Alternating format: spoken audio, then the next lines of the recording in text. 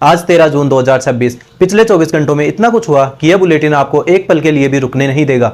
Iran America युद्ध में सबसे बड़ा मोड़, पाकिस्तान की मध्यस्थता में शांति समझौते के अंतिम पाठ पर सहमति, लेकिन हस्ताक्षर अभी बाकी। इस बीच जयशंकर ने रूबियो को फोन किया, हमारे नाविकों की हत्या किसी भी हालत में उचित नहीं। 3 मृत नाविकों के परिवारों की पुकार, आदित्य शर्मा के पिता ने कहा यह युद्ध अपराध है। सर्वोच्च न्यायालय ने मीनाक्षी नटराजन की याचिका खारिज की। राज्यसभा में नामांकन विवाद में बड़ा फैसला। मुंबई हवाई अड्डे में कार्रवाई। बैंकॉक से आई सौंदर्य प्रतियोगिता की उपविजेता 12 करोड़ के नशीले पदार्थ के साथ गिरफ्तार। मेघालय की कोयला खदान में फंसे 13 मजदूरों के बारे में ताजा जानकारी। और फीफा विश्व कप 2026 में अमेरिका की धमाकेदार जीत। शुरुआत करते हैं उस खबर से जो भारत की विदेश नीति का सबसे बड़ा इम्तिहान बन गई।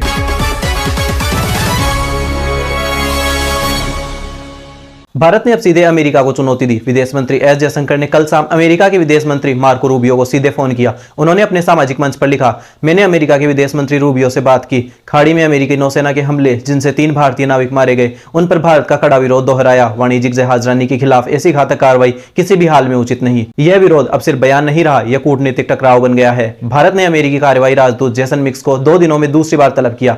पहले नागराज नायडू ने बुधवार को बुलाया था। अब यह भारत अमेरिका संबंधों में एक असाधारण राजनीतिक क्षण बन गया है। भारतीय विदेश मंत्रालय के प्रवक्ता ने कहा, इस सप्ताह अमेरिकी नौसेना ने भारतीय दल वाले 3 अलग अलग जहाजों पर हमले किए। यह बंद होना चाहिए। लेकिन सबसे दर्दनाक आवाजें आई उन परिवारों से। आदित्य शर्मा के पिता राजेश शर्मा ने एनडीटीवी से कहा, मेरी आखिरी बार अपने बेटे से रविवार को बात हुई थी। मैं सरकार से मांग करता हूं अमेरिका के खिलाफ कड़ा रुख अपनाए। व्यावसायिक जहाज पर मिसाइल से हमला यह युद्ध अपराध है। उन्हें गिरफ्तार करने के भी तरीके थे। शिवानंद चौरसिया के भाई ने बताया, उन्हें दुबई से खबर मिली, परिवार सदमे में है। पटनाला सुरेश की पत्नी भार्गवी जो 2 बच्चों की मां है ने कहा, हमले से 1 दिन पहले बात हुई थी। मैं डरी हुई थी कि घर वापस आने को कहा था। देश में राजनीतिक विरोध भी तेज हुआ। आम आदमी पार्टी के केजरीवाल ने कहा, प्रधानमंत्री मोदी ट्रंप की तारीफ करते रहे जबकि हमारे नाविकों की हत्या होती रही। यह कमजोरी है। लेकिन सरकार का पक्ष है, कूटनीति सार्वजनिक टकराव से नहीं, चुप्पी और बातचीत से होती है। 15 जून को G7 में मोदी ट्रंप मुलाकात होगी। इस घटना ने भारत अमेरिका संबंधों में एक नई परत उखाड़ी है। आउटलुक इंडिया ने लिखा, 3 मृत भारतीय नाविक, क्या अमेरिका भारत के दुश्मन की तरह व्यवहार कर रहा है? पूर्व राजदूत अनिल त्रिगुणा ने कहा,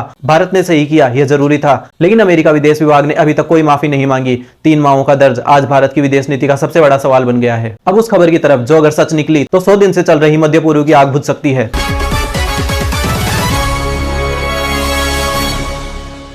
पाकिस्तान के प्रधानमंत्री शहबाज शरीफ ने घोषणा की, अमेरिका और ईरान के बीच शांति समझौते के अंतिम सहमत पाठ पर सहमति हो गई है। पाकिस्तान अब दोनों पक्षों के साथ मिलकर अगले कदम तय करने में जुटा है। ईरान के विदेश मंत्री अब्बास अरागाची ने कहा, यह समझौता कभी इतने करीब नहीं था। उन्होंने कहा, जो विवरण समझौते में होगा वो समय आने पर सार्वजनिक किए जाएंगे। एक वरिष्ठ अमेरिकी अधिकारी ने कहा, अगर मुझसे इस समझौते पर हस्ताक्षर की संभावना पूछो, सुबह 75% थी, अब 80 से 85% है, लेकिन 100% नहीं। ट्रंप ने खुद ओवल ऑफिस में कहा, हमने ईरान से युद्ध में महान समझौता किया है, दस्तावेज अंतिम रूप में है। समझौते में क्या होगा? अल जजीरा के मुताबिक ईरान को कुछ हद तक स्ट्रेट ऑफ हॉर्मज़ पर नियंत्रण बनाए रखने की अनुमति मिलेगी। प्रतिबंध धीरे धीरे हटाए जाएंगे, जमी हुई संपत्ति मुक्त होगी और ईरान कभी परमाणु हथियार नहीं बनाएगा, यह सुनिश्चित होगा। लेकिन इजराइल इस समझौते में शामिल नहीं था। इजराइल के रक्षा मंत्री ने कहा, हम लेबनान, सीरिया और गाजा से नहीं हटेंगे। भारत के लिए इसका मतलब, अगर समझौता हो जाता है, स्ट्रेट ऑफ हॉर्मज़ खुलेगा, तेल सस्ता होगा, एलपीजी पेट्रोल डीजल की कीमतें घटेंगी, रुपया मजबूत होगा। कच्चा तेल पहले से ही $90 प्रति बैरल पर आ गया है समझौते की उम्मीद में। लेकिन याद रखें, यह समझौता अभी तक लगभग तय है, पूरी तरह नहीं। अब देश के सबसे महत्वपूर्ण न्यायालय से एक बड़ा फैसला। सर्वोच्च न्यायालय ने कल यानी 12 जून को कांग्रेस नेता मीनाक्षी नटराजन की वह सुनवाई खारिज कर दी जिसमें उन्होंने मध्य प्रदेश से राज्यसभा चुनाव के लिए अपना नामांकन रद्द होने को चुनौती दी थी। पहले पूरा मामला समझते हैं। मीनाक्षी नटराजन कांग्रेस की वरिष्ठ नेता को मध्य प्रदेश से 18 जून को राज्यसभा चुनाव के नामांकन दाखिल किया था, लेकिन अधिकारी ने नामांकन रद्द कर दिया। भाजपा नेताओं ने आरोप लगाए, नटराजन ने अपने हलफनामे में तेलंगाना में उनके खिलाफ दर्ज एक मामले का खुलासा नहीं किया। यह सर्वोच्च न्यायालय के अनिवार्य दिशा निर्देशों का उल्लंघन है। न्यायमूर्ति PK मिश्रा और न्यायमूर्ति AS चंदूकर की पीठ ने कहा, एक बार नामांकन रद्द होने के बाद उपाय आमतौर पर किसी और जगह होता है, यानी सीधे सर्वोच्च न्यायालय में नहीं आया जा सकता। न्यायालय ने कहा, संविधान का अनुच्छेद 329 चुनावी प्रक्रिया के दौरान न्यायिक दखल की मनाही करता है। नटराजन को मध्य प्रदेश उच्च न्यायालय में चुनाव याचिका दाखिल करने की छूट दी गई है। इस बीच मध्य प्रदेश से भाजपा के तीनों उम्मीदवार पहले ही निर्विरोध चुने जा चुके हैं। कांग्रेस ने इसे लोकतंत्र पर हमला बताया। नटराजन ने कहा, हम उच्च न्यायालय में जाएंगे। भाजपा ने कहा, जो उम्मीदवार अपना आपराधिक इतिहास छुपाए वो चुनाव लड़ने का अधिकार नहीं रखता। अब एक ऐसी खबर जो फिल्मी लगती है लेकिन बिल्कुल सच है।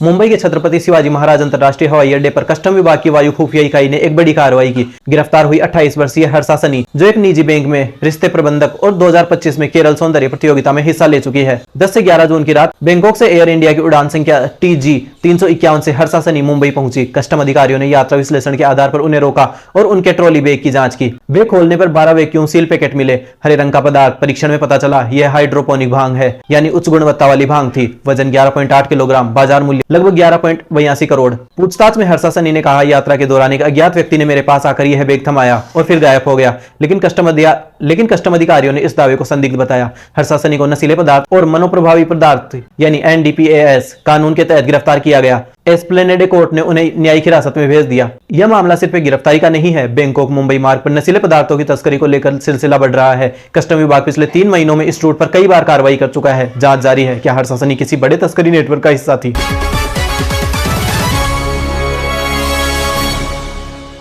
अब पिछले 24 घंटे की कुछ जरूरी खबरें। मेघालय कोयला खदान। पूर्वी जयंतिया हिल्स में कोयला खदान में फंसे 13 मजदूरों को निकालने का बचाव अभियान आज भी जारी है। राष्ट्रीय आपदा प्रतिक्रिया बल और राज्य आपदा प्रतिक्रिया बल की टीमें काम कर रही है। अभी तक किसी को नहीं निकाला जा सका। पानी का स्तर चुनौती बना हुआ है। फीफा विश्व कप 2026। अमेरिका ने पैराग्वे को 4-1 से रौंदा। लॉस एंजलिस स्टेडियम में ऐतिहासिक जीत।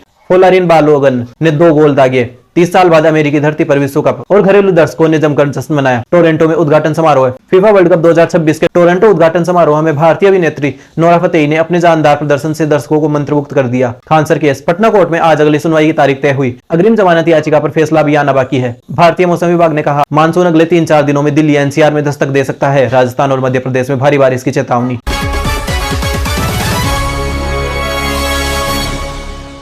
अब एक विशेष विश्लेषण। भांग तस्करी का बैंकॉक भारत जाल। हर्षा सनी की गिरफ्तारी एक बड़े सवाल की तरफ इशारा करती है। हाइड्रोपोनिक भांग यानी मिट्टी के बिना पानी और कृत्रिम रोशनी में उगाई जाने वाली उच्च गुणवत्ता वाली भांग बेहद महंगी होती है। 1 किलो की कीमत 1 करोड़ तक। थाईलैंड ने 2022 में भांग को आंशिक रूप से वैध किया था। इसके बाद से बैंकॉक दक्षिण पूर्वी एशिया में नशे की तस्करी का केंद्र बन गया। तस्करी का तरीका युवा, आकर्षक, साफ छवि वाले लोगों को खच्चर यानी नशा ढोने वाले के रूप में इस्तेमाल किया जाता है। उन्हें बताया जाता है यह सामान्य सामान है। पिछले 3 महीने में मुंबई हवाई अड्डे पर इसी मार्ग पर कई कार्रवाई हुई है। लेकिन सवाल यह है, जाल के मास्टरमाइंड कब पकड़े जाएंगे? खच्चर तो पकड़े जाते हैं, नेटवर्क चलता रहता है। आज की खबरें बताती है, जब हमारे नाविक मारे जाते हैं और हम कड़ा विरोध करते हैं तो यह पर्याप्त नहीं।